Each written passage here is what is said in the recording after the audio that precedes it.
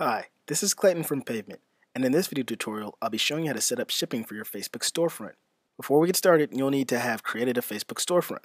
That task was explained in a previous video tutorial. Please refer back to that if you have any additional questions.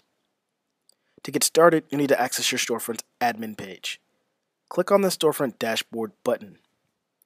Now select the Settings tab, and now select the Shipping sub-tab. This is your shipping settings page. Here, you can control all of the shipping options throughout your storefront. Make sure your origin shipping address is entered incorrectly. The postal code is crucial here. The next section is the shipping calculation methods section. There are a few different shipping options available.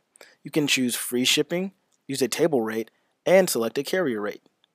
You can select one of the shipping methods or multiple. In order to enable free shipping, simply click the checkbox located next to the free shipping option. To enable the table rate, select the checkbox located next to the table rate option.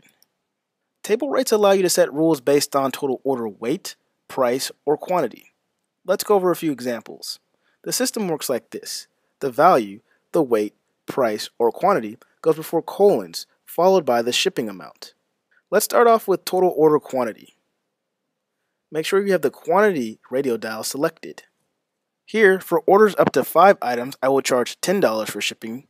For orders up to 10 items, I will charge $7.50 for shipping, and for orders of 20 or greater items, I will charge $5 for shipping. Now let's see how to set my table rate based on total order price. You'll need to make sure that you have the price radio dial selected. Here, if the order total is up to $25, the shipping charge will be $10.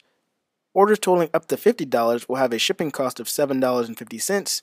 And orders up to and greater than $100 will have a shipping cost of $5. I will now set up my table rate for total order weight. Make sure that the weight radio dial is selected. Here, if the total order weighs up to 5 pounds, I'll charge $5 for shipping. If the order weighs up to 10 pounds, I'll charge $15 for shipping. And if the order weighs up to 20 pounds or heavier, I'll charge $25 for shipping. This brings up a good point. How do you set your item's weight? To set your item's weight, you'll need to go to your item data page. Let's take a quick look. On your item data page, scroll down to the shipping details section. Here you can enter in the weight for your item. Once complete, scroll to the bottom of the page and hit save and continue. Back on your shipping settings page, now let's check out carrier rates. Currently, UPS and FedEx are the supported carriers. To enable carrier rates, you can select the checkboxes next to both UPS and FedEx, or just one. These rates will automatically be generated based off the item's weight and distance from origin to destination. Before advancing to the next stage, I need to set my default shipping method. Here, you will see all of the currently enabled shipping methods. The default rate will be the default shipping option for all newly created products. I'm going to change it to table rate. For my first example, I want to use a table rate based on quantity. Let me change my settings to reflect that. In order to update my table rate, I've selected the quantity radio dial and I've updated the numbers in my table rate box. I'm now ready to move on to the next step. I now have the option to update this shipping method for all pre-existing products in my store. I can do that by checking the Update All checkbox. Next is the shipping policy section. Here you can select a handling time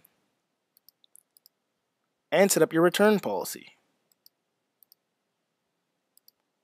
Lastly is international shipping. Here you can specify whether you will ship international or not. You can also add an additional shipping charge for international orders. Once complete, hit save. Now let's do a quick test checkout to see the changes. I'm back on my Shop Now tab ready to do a test checkout, this time using a table rate based off quantity. Let's check out with 7 shirts and see what happens. Here you can see the table rate in action. For 7 shirts, I'm being charged $7.50 for shipping. Note, the table rate will be displayed as a flat rate shipping option. Let's go back to our shipping settings page to confirm this rate. As you can see, for orders up to 10 products, I will charge $7.50 for shipping. Now let's do an example using carrier rates. I will need to change the shipping option for my product. To do that, I need to go into the product's item data page and update the shipping settings. On your product's item data page, scroll down to the shipping settings section. Here, update the shipping rate type to carrier rate. You'll need to enter in a shipping charge fallback in the case that the carrier cannot ship to your customer's address. Once complete, scroll to the bottom of the page and hit Save and Continue. I'm back on my Shop Now tab. This time I'll do a test checkout where the shipping option is set to carrier rate. Let's give it a test run. Here you can see the carrier rates in action. The customer will see all of the available UPS and FedEx shipping options. I'm Clayton with Payment, and this has been How to Set Up Shipping for Your Facebook Storefront. For additional questions, please head over to our community support page. The link is listed below.